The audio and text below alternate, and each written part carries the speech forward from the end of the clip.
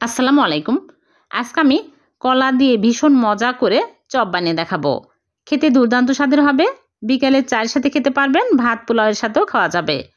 আশা করছি আপনাদের সবারই ভালো লাগবে। ভালো লাগলে লাইক কমেন্ট শেয়ার করে দেবেন। তাহলে চলুন দেখে নিই। এখানে আমি কাঁচা কলা নিয়েছি 6টা, সিদ্ধ করে নিয়েছি ছোট ছোট সাইজের কাঁচা কলা। এখন আমি খোসা ছাড়িয়ে ম্যাশ করে নিচ্ছি। এরকম করে ভালো করে কিন্তু সিদ্ধ করে নিতে হবে। ভালো করে ম্যাশ করে নেওয়ার পরে এর মধ্যে দিয়ে দিচ্ছি স্বাদ মতো লবণ, আর দিয়ে দিচ্ছি পেঁয়াজ বেরেস্তা হাফ কাপ। কাঁচা পেঁয়াজ দিলে হবে, কিন্তু বেরেস্তা দিলে আর বেশি টেস্টি হবে। হাফ কাপ ধনিয়া পাতা কুচি দিয়ে দিলাম, আর 3টা কাঁচামরিচ একদম কুচি করে দিয়ে দিলাম।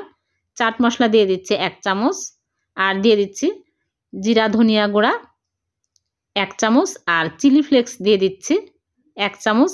আদা রসুনের গুঁড়া দিয়ে দিচ্ছি হাফ চামচ করে। ধনিয়া গুঁড়া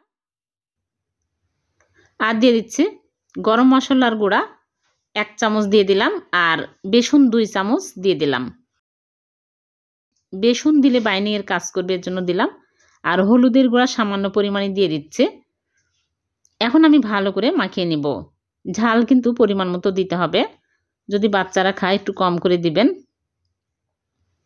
ভালো করে মাখানোর পরে হাত ধুয়ে হাতে তেল লাগিয়ে নিয়ে এরকম করে অল্প অল্প করে নিয়ে আমি চপের শেপ দিয়ে নিব। এইরকম করে আমি সবগুলো বানিয়ে নেব। আপনারা চাইলে আরও ছোট ছোট করে বানাতে পারেন। আমি বড় বড় করে বানিয়ে নিচ্ছি। খুবই মজার কিন্তু এই কলার চপ, এতটাই টেস্টি হবে। ভাত পোলাওর সাথে খেতে পারবেন, আবার বিকালে চায়ের সাথেও খাওয়া যাবে। সবগুলো আমি এরকম করে বানিয়ে নিয়েছি। এখন এগুলো আমি এক সাইডে রেখে দিব। দিয়ে একটা বাটিতে নিয়ে নিচ্ছি একটা বড় সাইজের ডিম ভেঙে। একটা ডিম নিলেই হবে। সামান্য পরিমাণে লবণ দিয়ে আমি ভালো করে ফেটিয়ে নিব। ফেটানো হয়ে গেলে আমি তেলে ভেজে নিব। এজন্য আগে থেকে চুলায় প্যানে তেল দিয়ে তেল গরম করে নিয়েছি। একটা করে চপ ডিমের মিশ্রণের মধ্যে চুবিয়ে তারপরে তেলের মধ্যে দিয়ে দিচ্ছি।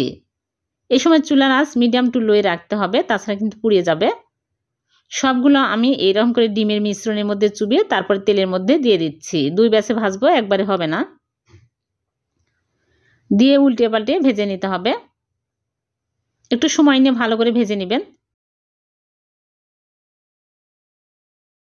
যখন এরকম সুন্দর কালার আসবে তখনই তুলে নিতে হবে।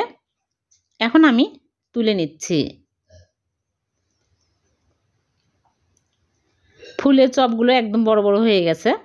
সবগুলো ভেজে তুলে নিয়েছি, আর টমেটো সস দিয়ে পরিবেশন করে নিয়েছি।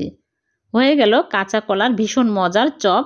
আমি একটা ভেঙে দেখাচ্ছি কতটা মজার হয়েছে। বাড়িতে বানিয়ে দেখতে পারেন, খুবই টেস্টি হয়। ভিডিওটি যদি ভালো লেগে থাকে লাইক কমেন্ট শেয়ার করে দিবেন। আর এরকম সহজ নতুন নতুন রেসিপি পেতে চ্যানেলটিকে সাবস্ক্রাইব করে চ্যানেলের সাথেই থাকবেন। আর পেজ থেকে দেখে থাকলে পেজটিকে ফলো দিয়ে রাখবেন। আবার দেখা হবে নতুন কোনো রেসিপিতে। সে পর্যন্ত ভালো থাকবেন।